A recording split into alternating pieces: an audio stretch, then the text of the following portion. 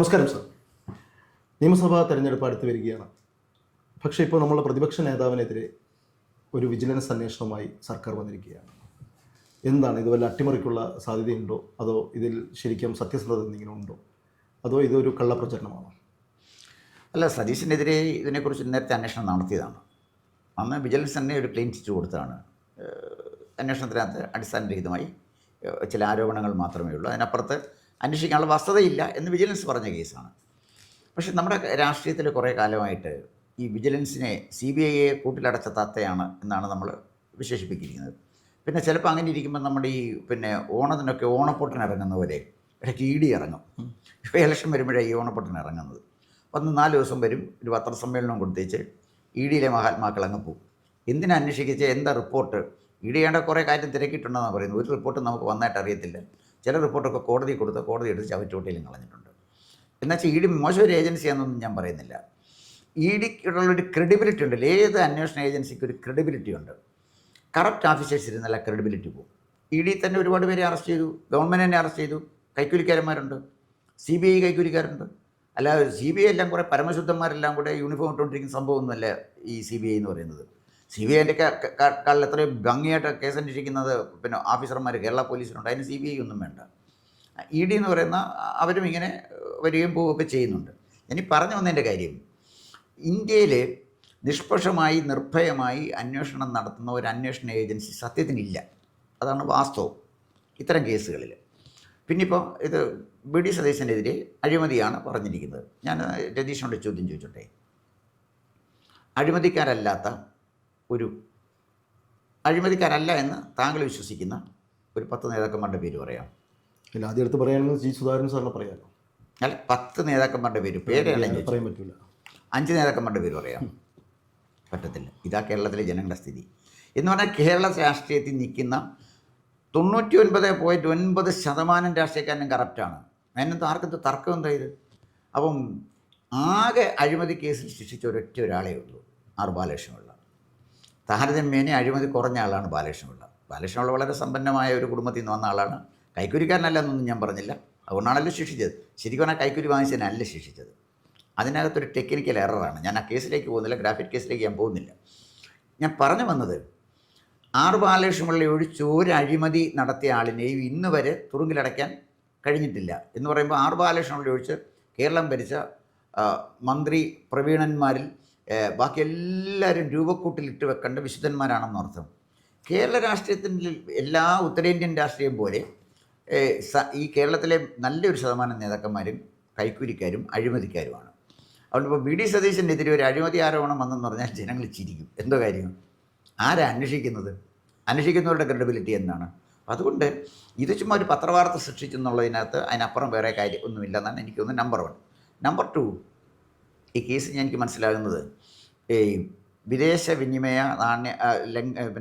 നാണയച്ചട്ടം ലംഘിച്ച് അദ്ദേഹം വിദേശത്തു നിന്ന് ഇവിടെ പുനർജനി എന്ന് പറയുന്ന ഭവന നിർമ്മാണ പദ്ധതിക്കായിട്ട് പണം കൊണ്ടുവന്നു എന്നുള്ളതാണ്. പാവപ്പെട്ടവർക്ക് വീട് വെച്ച് കൊടുക്കുന്നൊരു സംഭവമായിരുന്നല്ലോ അത്. അതിനായിട്ട് മണപ്പാട് ഫൗണ്ടേഷനോ സംതിങ് ഫൗണ്ടേഷൻ അങ്ങനൊരു സംഘടന ഉണ്ടാക്കി, ഒരു NGO, നോൺ ഗവൺമെൻറ്റുള്ള പല നേതാക്കന്മാർക്കും നോൺ ഗവൺമെൻറ് ഓർഗനൈസേഷൻസ് ഉണ്ട്. അങ്ങനൊരു സംഘടന രൂപീകരിച്ചു. അതിലേക്ക് വേണ്ട 19 ലക്ഷത്തിൻ്റെ ചില സംതിങ്, അതിൻ്റെ എമൗണ്ട് ഞാൻ കൃത്യമായിട്ട് കൊടുക്കുന്നില്ല, അത്രയും രൂപ ഇതിന് സംഭാവന കിട്ടി. വിദേശ ഫണ്ടാണ്. വിദേശ ഫണ്ട് കിട്ടി. വിദേശ ഫണ്ട് ഇങ്ങോട്ട് വരുന്നതിന് കുറച്ച് നിയമങ്ങളും ചില നൂലാമാലകളൊക്കെ ഉണ്ട്. കൃത്യമായി ആ നിയമം പാലിച്ചിട്ടുണ്ടോ എന്നുള്ളതാണ് പ്രശ്നം. പിന്നെ പറയുന്നത്, ഇദ്ദേഹം വിദേശത്ത് പോകുന്നതിന് സ്പീക്കറുടെ പെർമിഷൻ അനുവാദം വാങ്ങിച്ചില്ല. ഇതൊക്കെയാണ് സതീശനെതിരെ പറയുന്ന വലിയ ആരോപണം ഞാൻ ഈ പറഞ്ഞു വന്നത്. ഇതിനകത്ത് എത്രമാത്രം കഴമ്പുണ്ട് എന്ന് എനിക്കറിയില്ല. അത് വെച്ച് സതീശനെ എന്തെങ്കിലും ചെയ്യാൻ കഴിയുമോ എന്നെനിക്ക് വിശ്വാസമില്ല. പിന്നെ ഒരു തെരഞ്ഞെടുപ്പ് അടുത്ത് വരുമ്പോൾ സാധാരണ വരുന്ന പോലെ ചില അമിട്ടുകൾ പൊട്ടിക്കുക, പൂരത്തിന് അമിട്ട് പൊട്ടിക്കത്തില്ലേ, അതുപോലെ എന്തെങ്കിലുമൊക്കെ കൊച്ചു അമിട്ട് പൊട്ടിക്കുന്നതിനപ്പുറം സതീശനെതിരായിട്ട് നടത്തിയ ഇതിനകത്ത് എന്തെങ്കിലും ഒരു തെളിവുണ്ടെന്ന് എനിക്ക് തോന്നുന്നില്ല. ഇത് തികച്ചും ഒരു രാഷ്ട്രീയ നിര്യാതന ബുദ്ധിയോടെ നടത്തുന്ന ഒന്നായിട്ടാണ് ഒരു പൗരനെന്നുള്ള നിലയിൽ എനിക്ക് തോന്നുന്നത്. സതീശൻ അഴിമതിക്കാരനാണെങ്കിൽ നടപടിയെടുക്കണം, അത് വേറെ കാര്യം. പക്ഷേ ഈ പറയുന്നത് കേട്ടിട്ട് വളരെ ദുർബലമായ ചില വസ്തുതകൾ മാത്രമാണ് ഗവൺമെൻറ് ഭാഗത്തുനിന്ന് പറയുന്നതായിട്ടാണ് എനിക്ക് തോന്നുന്നത്. അങ്ങനെയാണെങ്കിൽ ഈ കേസ് CBI ഏറ്റെടുക്കുമോ? CBI എന്താ ഏറ്റെടുക്കാത്തത്? സി ബി ഐ ആരാ നിയന്ത്രിക്കുന്നത്? സി ബി ഐ ഏറ്റെടുക്കുന്ന കേസ് എന്തൊക്കെയാണ്? സി ബി ഐ ഏറ്റെടുക്കണമെന്ന് സ്റ്റേറ്റ് ഗവൺമെൻറ് ആവശ്യപ്പെടണം, അതല്ലെങ്കിൽ കോടതി ആവശ്യപ്പെടണം, അതല്ലെങ്കിൽ സെൻട്രൽ ഗവൺമെൻറ് തീരുമാനിക്കണം. എത്രയോ കേസുകൾ സി ബി ഐക്ക് ഏറ്റെടുക്കാൻ പറ്റത്തില്ലെന്ന് പറഞ്ഞിട്ടുണ്ട്. സി ബി ഐ ഏറ്റെടുത്ത കേസ് കുളമാക്കിയ കേസുകളില്ലേ? കേരള പോലീസ് വളരെ ഭംഗിയായിട്ട് അന്വേഷിച്ച് അവസാനം ഒരു കൺക്ലൂഷനിലെത്തിയ കേസുകൾ പലതും സി ബി ഐ ഏറ്റെടുത്ത് കുളമാക്കിയിട്ടുണ്ട്. അതുകൊണ്ട് ഇപ്പോൾ സി ബി ഐ ഏറ്റെടുത്ത ഉടനെ ഇതങ്ങ് റെഡിയാകും എന്നൊന്നുമില്ല. അതിനൊന്നും ഒരു ഏജൻസിക്കും ഒരു വിശ്വസനീയതയില്ലാത്ത നമ്മുടെ രാജ്യത്ത് ആരേറ്റെടുത്താൽ എന്താണ് കാര്യം? ഇപ്പോൾ ഇതിനകത്തിപ്പം സതീശനെ സംബന്ധിച്ചിടത്തോളം രതീഷ് ചോദിച്ച ചോദ്യത്തിൽ സതീശനെതിരെ അന്വേഷണം നടത്താതിരിക്കുക അത് ഗവൺമെൻറ്റിൻ്റെ കാര്യമാണ്. പക്ഷേ തിരഞ്ഞെടുപ്പ് അടുത്ത് വന്നപ്പോൾ പ്രതിപക്ഷ നേതാവിനെതിരെ ഇത്തരം ഒരു ദുർബലമായ ആരോപണവുമായിട്ട് വരുന്നതിനകത്ത് ഒരടിസ്ഥാനവുമില്ല എന്ന് അരിയാഹാരം കഴിക്കുന്ന കേരളത്തിലെ ഏതൊരു പൗരനും മനസ്സിലാക്കാവുന്ന കാര്യമുള്ളൂ. അപ്പോൾ അത് അങ്ങ് പറയുന്നത് ഇത് ഇലക്ഷനോടനുബന്ധിച്ചുണ്ടായ ഒരു പ്രചരണം മാത്രമാണ്? അല്ല, അതാണ് വലിയ പ്രഥമ ദൃഷ്ടിയ നമുക്ക് തോന്നുന്നത്. എത്രയോ കാലമായി കേസ് നടക്കുന്നു. ഇപ്പോൾ പെട്ടെന്ന് ഒരു ദിവസം സി ബി ഐ അവതരിച്ച് കേസ് അങ്ങോട്ട് കൊടുക്കുക എന്ന് പറയുന്നു. ഇനിയും ഇടതുപക്ഷത്തെ നേതാക്കന്മാരൊക്കെ അവരാരും അഴിമതി കാണിക്കാത്ത ആളുകളാണ്. ആ പുണ്യകൽമക്കാരന്മാരെല്ലാം കൂടെ വന്ന് അവരുടെ പ്രസ്താവന നടത്തും. കുറച്ച് ദിവസം നമുക്ക് ചിരിക്കാം. യു ഡി എഫ് ഇന്ന് അതിനെ ഖണ്ഡിച്ചുകൊണ്ട് മറ്റ് കുറച്ച് വിശുദ്ധന്മാരിറങ്ങും. അവരതിനെ കുറിച്ച് പറയും, പത്രക്കാരോട് പറയും. ജനങ്ങളെ സത്യം പറഞ്ഞാൽ ജനങ്ങൾക്കിത് മടുത്തു. കാരണം കേരളത്തിലെ ജനങ്ങൾ അർഹിക്കുന്ന ഒരു ഗവൺമെൻറ് കേരളത്തിന് കിട്ടുന്നില്ല. അതൊരു വാസ്തവമാണ്. കേരളത്തിലെ ജനങ്ങൾ അർഹിക്കുന്ന ഒരു മുഖ്യമന്ത്രിയെ കേരളത്തിന് കിട്ടുന്നില്ല.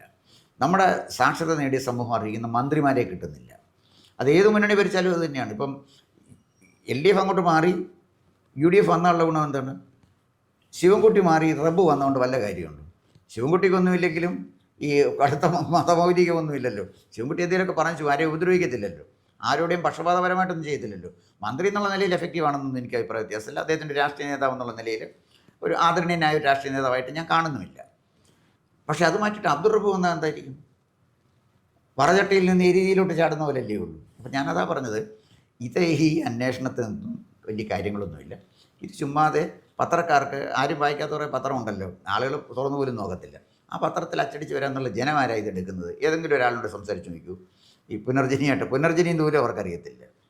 സതീശൻ അഴിമതി കാണിച്ചിട്ടുണ്ടോ എന്ന് ചോദിച്ചാൽ, ഇങ്ങനെ ഗവൺമെൻറ് അന്വേഷണത്തിനെ കുറിച്ച് ചോദിച്ചാൽ ജനങ്ങളത് വളരെ പുച്ഛത്തിൽ കളയത്തുള്ളൂ. അല്ല, അതിനകത്ത് കാര്യമില്ല. കാരണം ഇതിനൊരു സത്യസന്ധതയില്ല. അതാ അതിൻ്റെ കാര്യം.